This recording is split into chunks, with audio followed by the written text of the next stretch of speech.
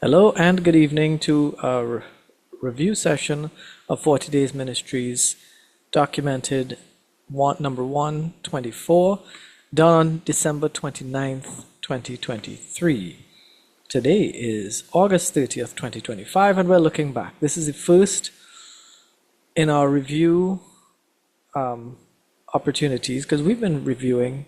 We started at the very beginning back in, I don't even know, 2021 or 2022 for review session, for documented sessions. And since then, we've only gotten to 2023 now. And we started these review sessions sometime last year. So it's taken some time, but we are getting to review. And that week we focused on world news looking towards 2024. Given the fact that we are living in historic times. So here we go with the news. New Argentine President Javier Milei is blatantly showing himself as a fair weather friend by changing some of his campaign stances.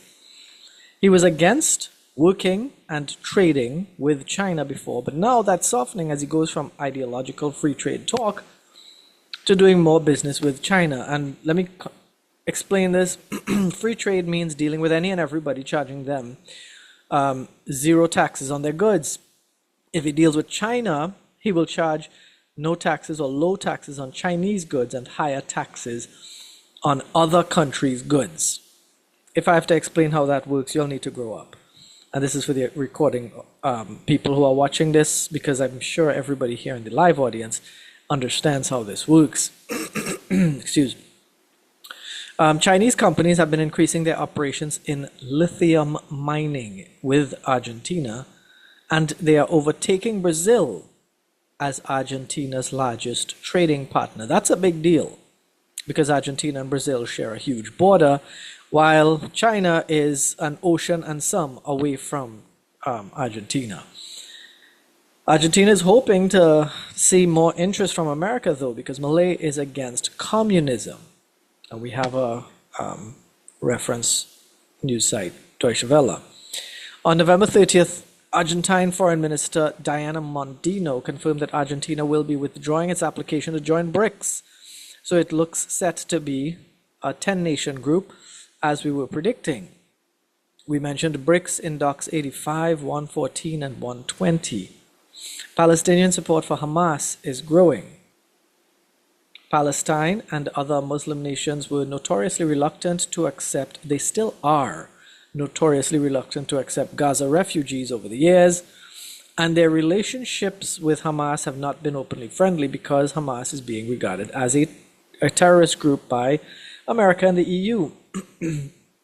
This makes Palestinian support for Gaza and Hamas unusual.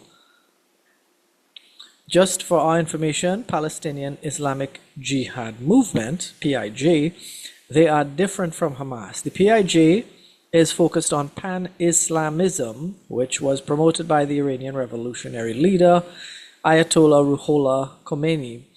This is a focus on creating a single Islamic nation for all Muslims. PIJ has close ties to Iran, unfortunately. Hamas, however, are more Islamic nationalists than pan-Islamists, seeking to have their own separate country. Now, let me explain this. Pan-Islamists would be everybody, every country that's claiming to be Islamic would be working or living as one, under one government. Hamas wants Islamic nationalists. Each Islamic nation stays separate and runs their own business. They don't have to interact with the others as if they were one, so you keep your country separate. Hamas ruled Gaza separate from the PIJ in 2007 after winning a majority in 2006 elections. And they removed the PIJ from Gaza. PIJ and Hamas went up for elections in Gaza. Hamas won, and then Hamas removed them. And let me make sure you understand that they remove them doesn't mean that they just decide, you know what, you guys, it's not going to work. That's a forcible removal. Okay?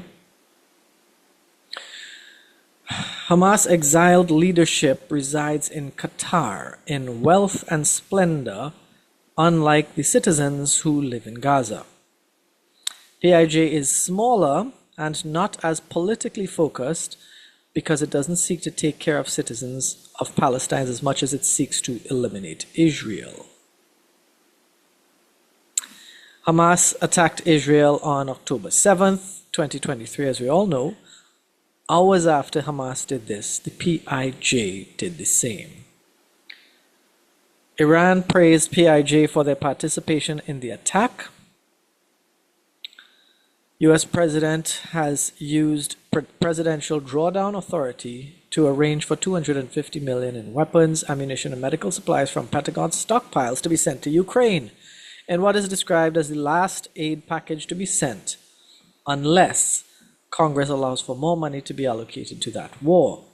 Biden is urging Congress to approve $61.4 billion for supplies for Ukraine and $14 billion for supplies for Israel. About half of the money for Ukraine will be to replenish Pentagon supplies that were sent. So they wanted to organize money to replace what they send. So when you have an aid package, they're sending previously made stockpiled stuff, and they just want to make sure they replace it. On Tuesday, Ukrainian warplanes damaged a Russian ship in the Black Sea. UK Defense Secretary Grant Shapps said that 20% of Russia's Black Sea fleet has been destroyed, and there is now some freedom of movement in those waters. He said this to counter the claims that the war was a stalemate after Ukraine's failed summer offensive. In Florida this week, a 40-year-old delinquent shot and killed his 23-year-old sister and himself.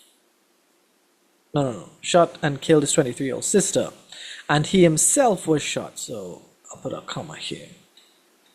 He himself was shot and wounded by his 15-year-old brother.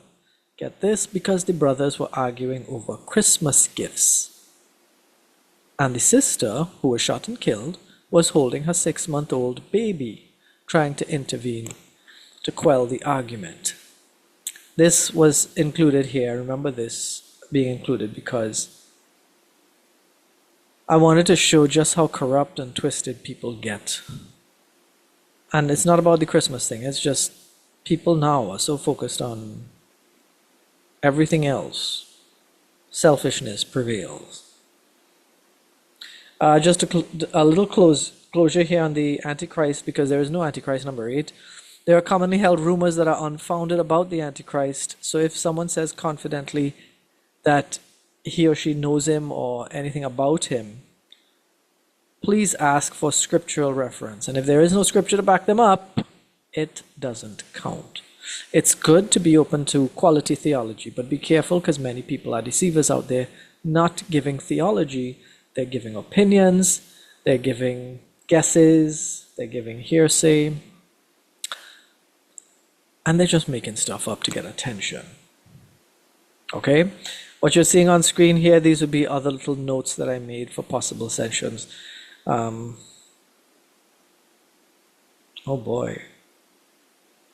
False information about the Antichrist on this site. Writers just blabbered about the Antichrist as if he's a mythical figure created by fanatics to justify a storybook. The article's name makes it appear to be an authoritative one. 5 things to know about the Antichrist. But it is bent nonsense writing.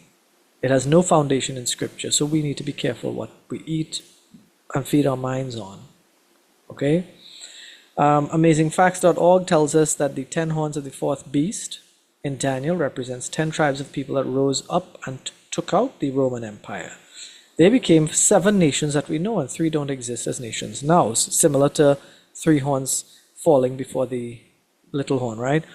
Visigoths of Spain, Anglo-Saxons of England, Franks of France, Alemanni of Germany, Burgundians of Switzerland, Lombards of Italy, Suevi of Portugal, Heruli were destroyed, Ostrogoths were destroyed, Vandals were destroyed. And there's a reference there. Okay?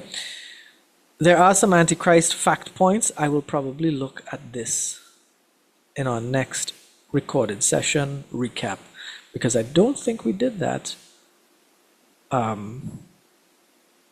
in the work. So to everybody who's watching, thank you for being here. Thank you to the live audience who are here sharing their time on August 30th, 2025. We are going to stop the recording. God willing, we will continue with these reviews over time. Take care and goodbye.